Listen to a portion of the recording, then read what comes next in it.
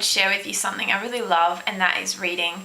I love reading books. I love reading all different books. I have a eclectic taste in music, in books, and everything. So I just went and grabbed out some of my favourite books from our bookshelf, and also a couple I've been reading recently. I thought I would show you these books because I highly recommend them, and I think you should give them a read if you're interested.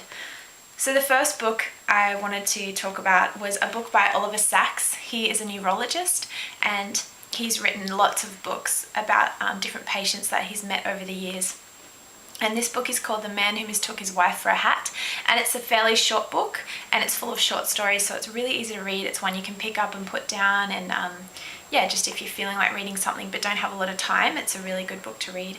And basically the short stories are about some of these like characters he's met in his life, and some of the amazing things that their minds can do. And sometimes those things are amazing, but they're quite debilitating, but other times it enriches their life in a really unusual way. It's just really beautiful. It's about people and their stories, and one particular story in here talks about a condition called synesthesia, which gives you the ability to basically like see scent or see sounds and things like that. Basically, it's almost like your senses are talking to each other and being able to kind of give you this really like multifaceted view of the world. It's very incredible. A great book. I would really recommend you read it. It's a good one where you can learn something but also kind of read a cool story. The second book I wanted to share with you is one that I'm reading right now. I've only just kind of started it, but it's called The Happiness Trap, and it's by Dr. Russ Harris. Russ Harris is a psychologist, and he's written this book to explain a type of therapy called acceptance and commitment therapy. And it sounds really weird, but I would really recommend reading something like this. This book really talks about how trying to attain happiness and avoid the bad feelings in our lives is really robbing us of contentment and fulfillment. So it's almost like the more we try to be happy, the more sad we get. It really does challenge ideas I had on how to be happier in life and feel better. And it's really unlocking a lot of cool ideas. So that is a really, really good book. I would really recommend it. If you're someone who reads self-help books, don't go get the ones about how to be happy. Go get this one that talks about how not to be happy kind of thing. That is a really good book. Another book I wanted to show you was a book I really love. It's a big read.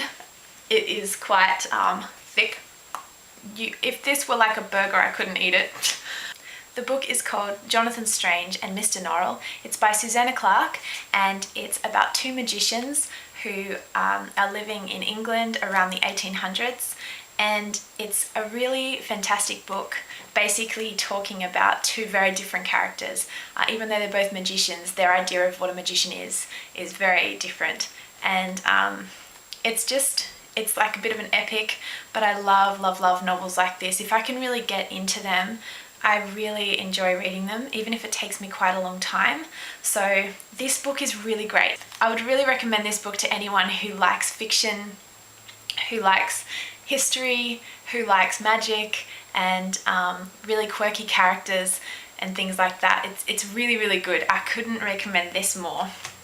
Another great book is, of course, I had to feature one by Terry Pratchett. He's a fantastic author, and this is my favourite book he's ever written. It's called Soul Music, and he's basically a fantasy writer, but he's incredibly clever. He's very, very smart.